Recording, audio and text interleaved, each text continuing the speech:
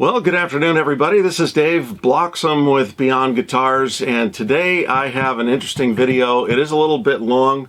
I'm trying to edit it down. Might still do a little bit of that, but today we're going to find out the secret, what's in these two bottles.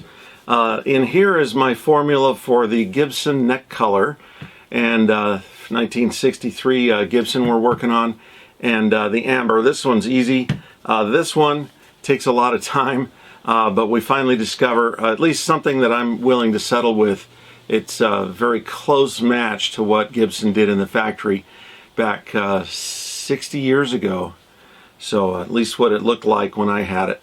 So in the process, I wet myself. I'll explain that. And it will also explain why my latest acquisition makes me so happy. I've got, in this box, I've got something that puts a real smile on my face, and I'm going to show it to you at the end of the video right after this.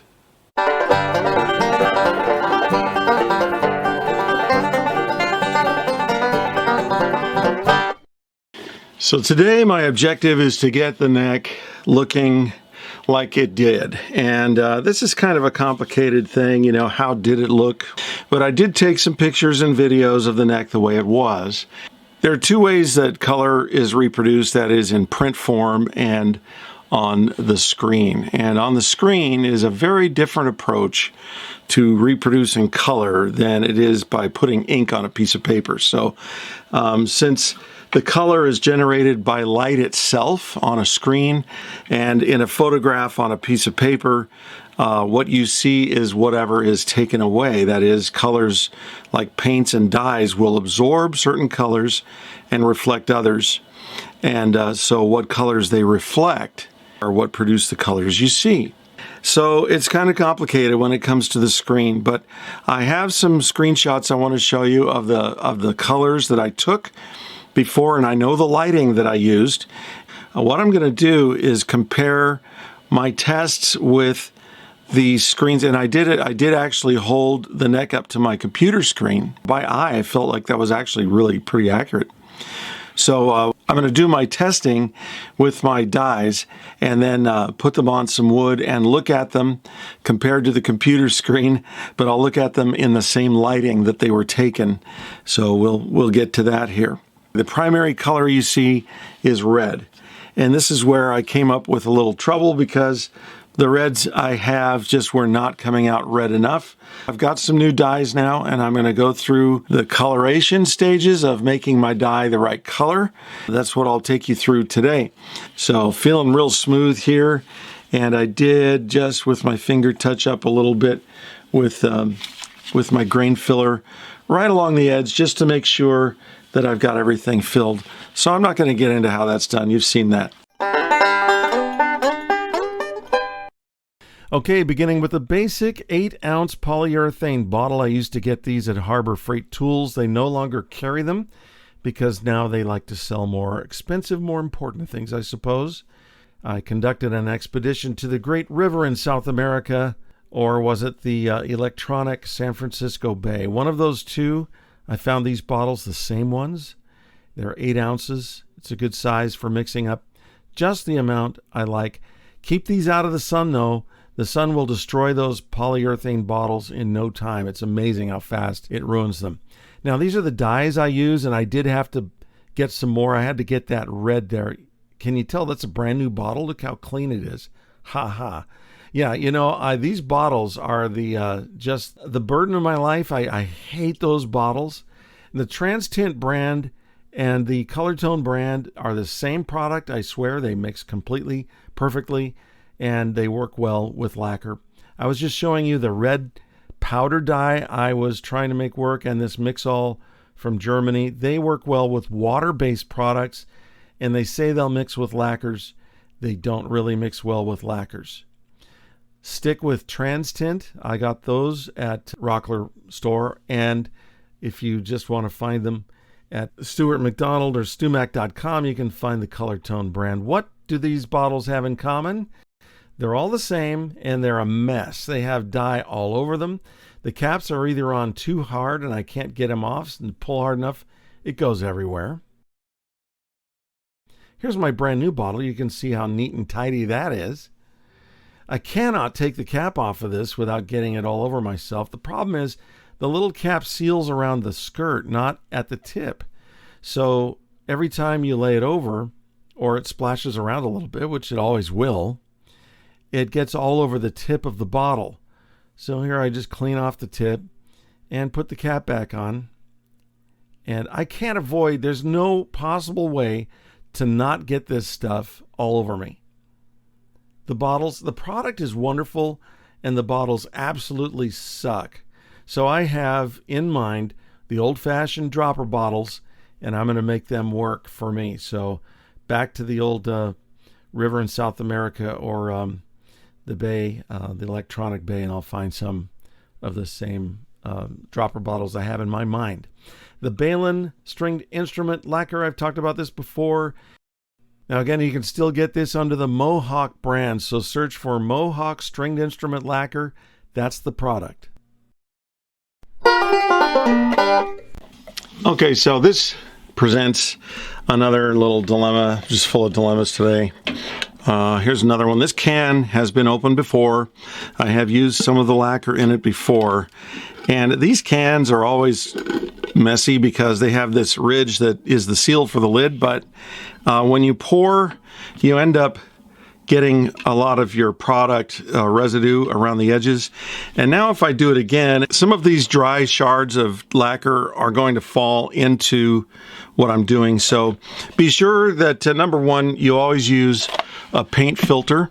I got these at the local automotive paint store, which you should become aware of because they have all kinds of great products for painting, and that's where the body shops get all their paint.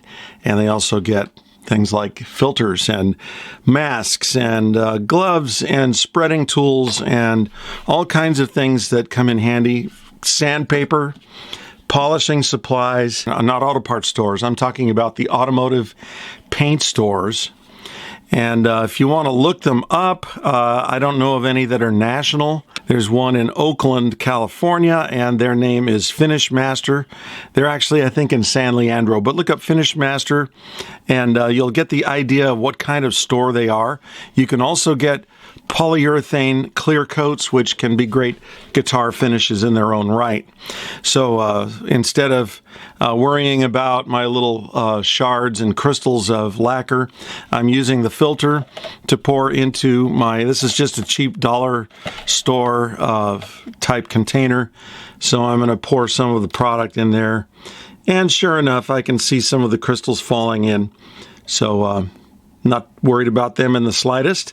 Now I have filtered lacquer, and I can pour this straight into my bottle. Now I want 4 ounces in here. I want to make sure I know what I'm working with so that I can repeat this. Even if I change my quantities, I will still know the ratios. So just starting with my base lacquer. But I know now I have filtered clean lacquer in my bottle, and I have exactly 4 ounces. I can't show you horizontally. Sure, I have 4 ounces. So I have yet to add my color, but I'm going to add color, but it's going to make a mess because these dye bottles, as I told you. Okay, so the color I'm after is primarily red, but it's not just red. I'll show you what red looks like. I'm going to put in 4 drops of red. That's our primary color. 2, 3, 4, sort of. You never really know what you're getting. I'm looking forward to my dropper bottles. That's the way to go. Okay, so now I have the dye in the lacquer, but you can see that it's not mixed up. So now I'm going to give it a little bit of a slosh. This is cherry red. It's not the color we want. It's just a starting point. The color of the neck is somewhere between an extra red mahogany and, say, a burgundy or wine color. And either of those are going to have some brown in them. And that's how you get a maroon, is red and brown. But we're going to tone this up a little bit. That one's yellow. I'm going to keep yellow in reserve. I think I may end up using some of that. Golden brown, that's what I'm after. Well, actually, I have also another color, which is brown mahogany, and they are slightly different. The brown mahogany actually has a little bit of red in it. So I don't think I need the red because I've already got red in the bottle. So we're going to add some.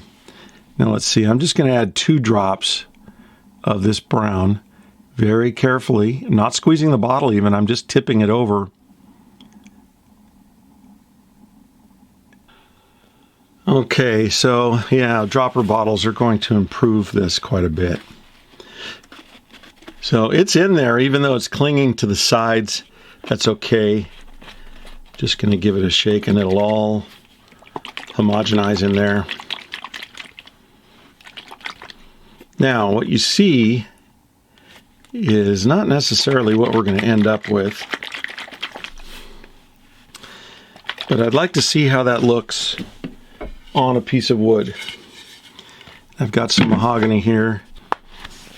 So let's just put a little bit on here, right there, and that's a pretty color. When you spread it out, you can see how red it's not, just because it needs more density. Now I can add coat after coat after coat to build up the color, but I can also kind of accelerate my coloring process by adding more dye, and I'm going to add some more red. Just really can't tell you, that's probably 2 drops.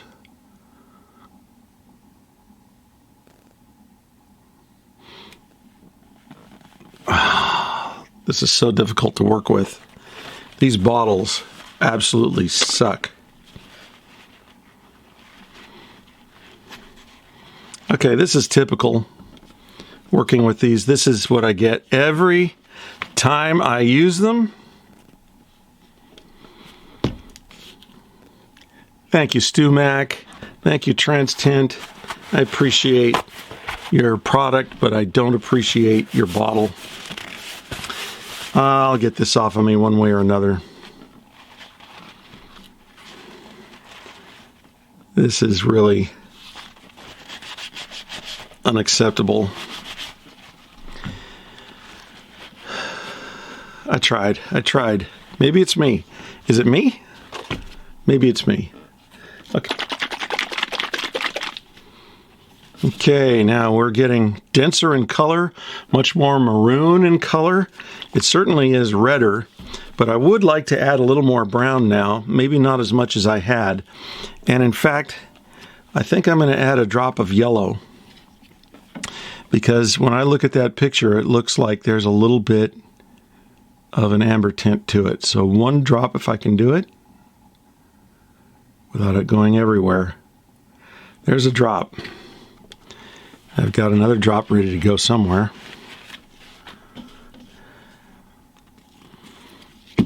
Yeah, this is how it works. I'm warning you. You buy these products and they will ruin your day. So I'm just trying to keep my attitude positive because I'm not crazy about it. Ooh. Yeah, that little bit, I wouldn't call it orange, but it added a little bit of leaning a little more toward orange, just a little bit. And I didn't add my brown yet. So this is the golden brown. And if this doesn't explode on me, I'll be able to get maybe a drop of that in there. Let's see what I can do. No squeezing. No squeezing. Just tip it. And there's a drop. And an extra one ready to go all over me. I tell you, you wear it as much as you use it. So dropper bottles are on the way. Now this is looking a little more promising to me. It's just got that little bit of kind of brownishness to it that I didn't have before, and a little denser color. So that's certainly a richer color, which I like because it means fewer coats of color and I need to mix less. So I'm going to let this dry, and then what I'm going to do is give it a little bit more because I know it's not rich enough, and then maybe 2 or 3 times of that, and we can make a judgment on what this color is. And while that's drying, maybe I can get some of this ink off of my hands. We'll give it a try. Okay, so it's been just a few minutes and I've cleaned up a little bit, but I am ready to, here I am trying to be extra careful, and as soon as I switch the camera off, I reach to pick up my red dye bottle and it squirts out and the lid pops off, and I lost about $5 worth of dye just trying to move it from one point to another. So this stuff is like, treat it like it's explosive or something. Yeah, because it is, basically. So I'm going to try another coat or just add another coat. Now the thing about lacquer, it'll dissolve the lower coats, so you need to work quickly or you're going to start messing with your lower coat. And I just don't, I want it to stay on top and build up. And if you don't work quickly enough, it won't build up, it'll just remove what's underneath. And we'll let this dry now, and I'm having a feeling here it's not quite red enough. I want it to look more like burgundy, but that is what it looks like in the bottle. Just not quite enough of it. So fearfully now, with great trepidation, I'm going to treat this like, oh my, look at that, it's ready to erupt. It's bubbling like a volcano. All right, so another 4 drops. If I can make this happen. Now it just pours out. So I think that's about 4 drops, but it's just a guess.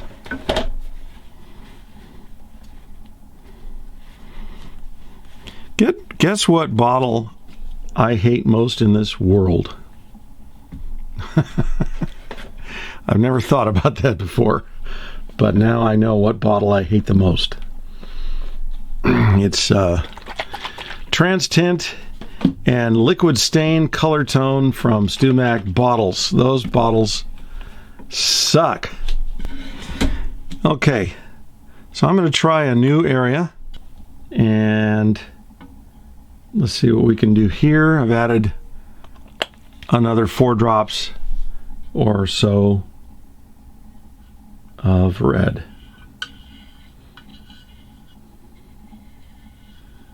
And it is looking a little stronger. So let's get a second coat on that. We'll let that dry for a few minutes and see what we can do.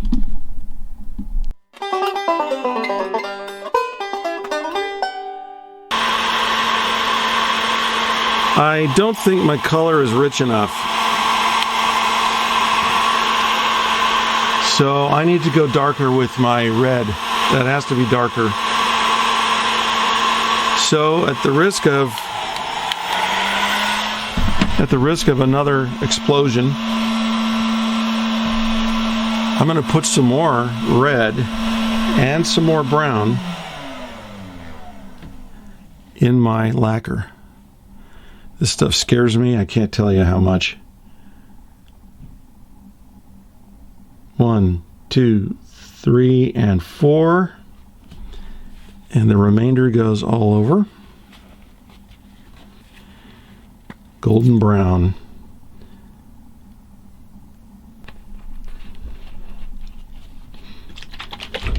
Now it's getting really dark in the bottle.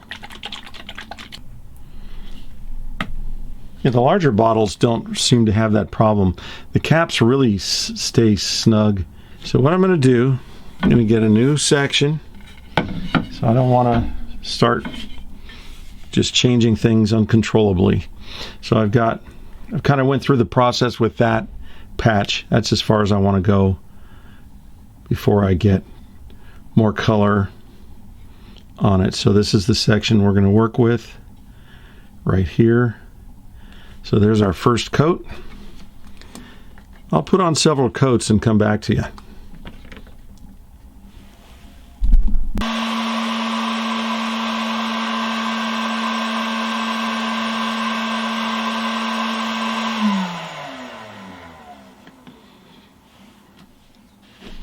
That's looking pretty nice, pretty nice.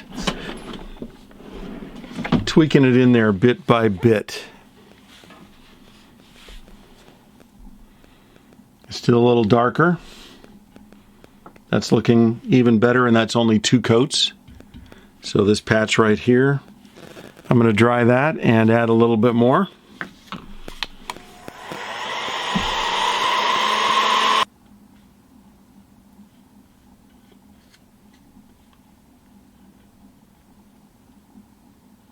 It's still not brown enough. Okay, we're working our way. I think we've got enough red in there. We're going to work our way toward brown a little bit more.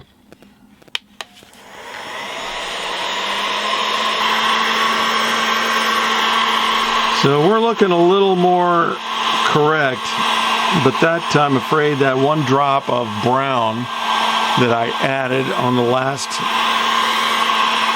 effort was not enough brown. It's still looking a little too red, even with the amber on it. And being a little darker won't hurt either. Let's make some progress here. I've got brown. I've got mahogany, which is reddish. Dark walnut, that's what I want. 1 drop of dark walnut. We'll see how this bottle fights me.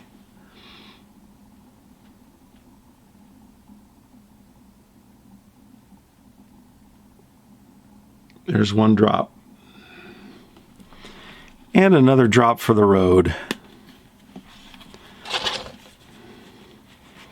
Since they all have to make a mess on me. Dark walnut is no exception. And we're going to start down.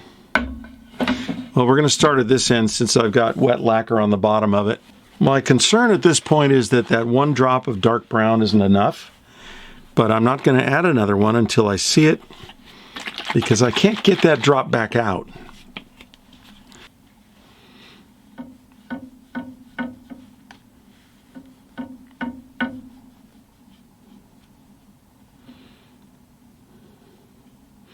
That's a heavier coat than I'll use with the spray gun, but we'll call that 2 or 3 spray gun coats.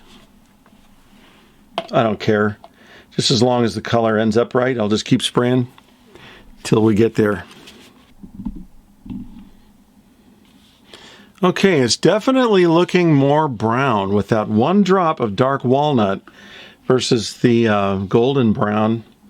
It's really helped. I believe that has pushed us over into the right direction. Second coat here. We're much darker per coat than we were before. And of course the brown is going to darken it faster than the red dye will. So as we add red dye, it just gets more red, and the brown will make it more dark.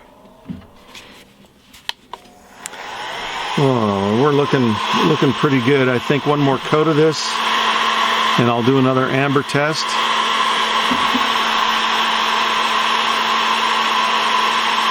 Come on, that's my thumbprint. Yeah, you got it. You got it. Okay.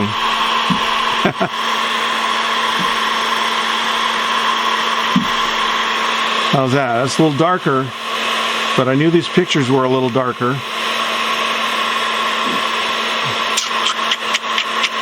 Well, it needs another coat at least. Maybe another drop of dark walnut.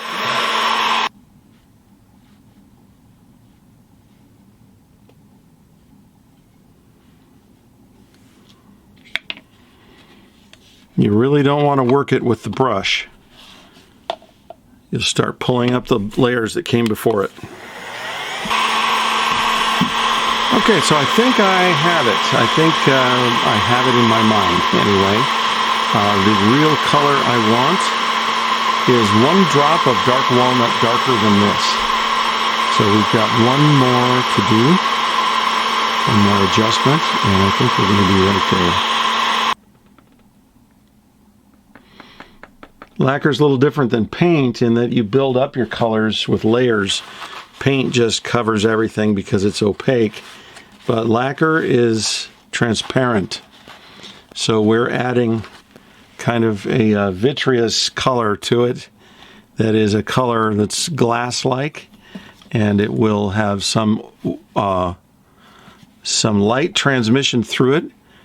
Dark walnut, here we go.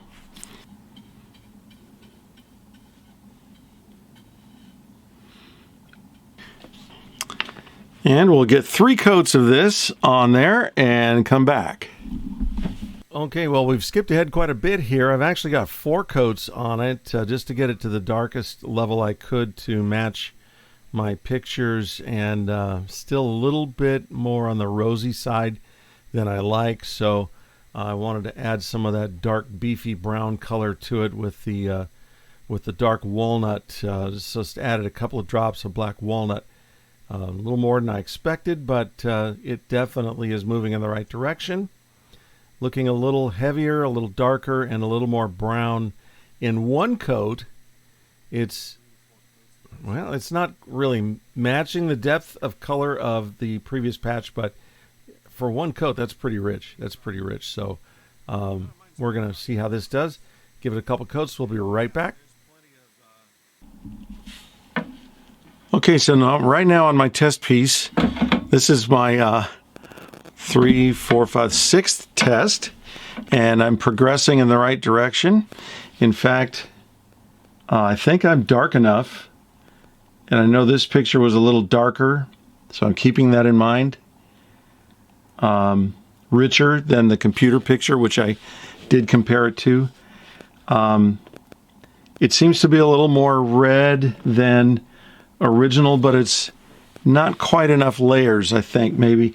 I've got 3 coats on here now, and this is totally the improper way to treat a final product.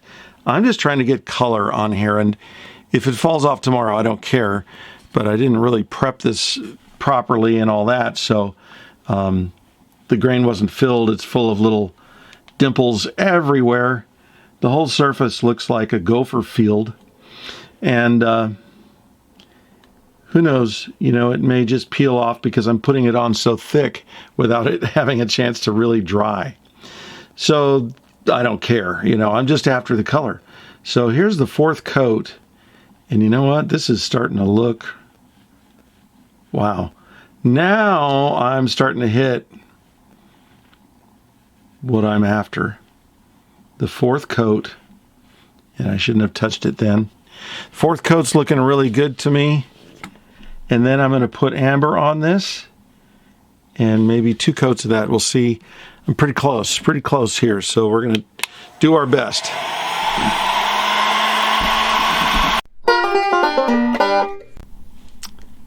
Well, you might notice here that I have now a 4th test area on this board. This is my 2nd side. My first side I had 3, and now I've got 1, 2, 3, and 4. And this latest one I didn't show you. I added 1 more drop of yellow to it as I was kind of examining my picture.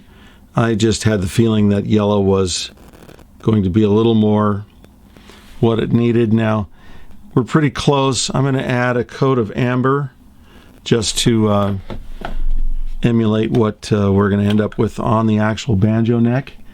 So let's get this a little bit drier, and I can do that.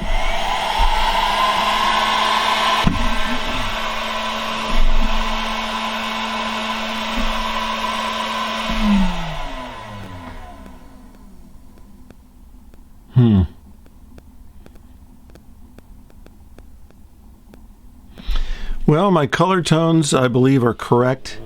I think this looks a little darker, but I can control that with the spray gun.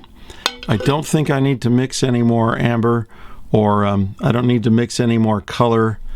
I've got my formula now, and one more coat, it's going to get progressively darker. So that's simple to do with the spray gun. So from my vantage point now, I have found the formula, and that's going to be what I'm going to go with. So we'll go back and review the number of drops of each color I put in, and we'll write it up. We'll see what the recipe for this actually is. Well, just to finalize things, don't really need to do this. I like the color. I may want to do this again, but I found the formula I have now is 4 ounces of clear lacquer added to that. We've got some dye, 14 drops of cherry red, and that's an additional 5 drops on me, probably even more. Golden brown 5 drops, yellow 2 drops, and dark walnut 3. The amber coat is 4 ounces of clear lacquer with 2 to 3 drops of amber, that is a prepared amber, added to that. So I just had to get that out. It took long enough to figure out that formula, so there you have it. If you recall, the ends of this neck are going to be black, and as I sit here speaking right now, this is post-production, and I have all the color on the neck, and I've got several coats of clear on it. It looks fantastic. Even if I do say so myself, I won't hesitate to say that. I think you'll agree, but in the next video, I've got enough material right now. I wanted to make this all one video, but I just had too much material. We've got the color coats and all the fun stuff coming up, so that's in the next video. I would encourage you to subscribe and like the video and really comment. I really enjoy the comments, so if you feel inclined to say anything, don't hesitate. I would love to hear from you. So that's going to do it for us today, and we're going to wrap it up. As you can see, the color's going on nice and smooth, but we've got several coats of that to put on, and then we will address the black and do the fade. So we'll show you how to do the fade on each end. It's kind of like a sunburst effect on the neck. So join us next time here with more of the same at Beyond Guitars. Well, if you made it this far, you're a diehard, I tell you. But I've got a little secret here, a little surprise. It warms my heart. This is the kind of thing that excites me. Okay, so now you know what Dave is like, because he gets a thrill out of little dropper bottles. But these are great. And I've got all of my dyes transferred into these little bottles. A dozen of them was just a few dollars. And so now I have easy, precise control over where my dyes go. I can control exactly how many drops are going in, and I can keep it off of my hands. So I hate wearing this stuff.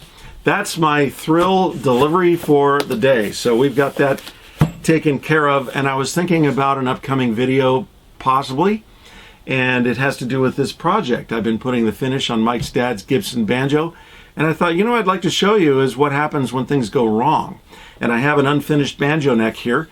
I thought I might give it the same beautiful finish that we've got, and then mess it up. I want to make a really terrible mistake that you may think, and very justifiably if you work with poly finishes, that it's an absolute disaster and you have to start over, but not with nitro, because nitro is so forgiving. I will show you why it's forgiving, and we'll get out of our mistakes. You know, the secret to life, I think, is a lot of times getting good at fixing your mistakes, and that's really the key to success. And that's certainly the case in this kind of work. Join me next time here at Beyond Guitars.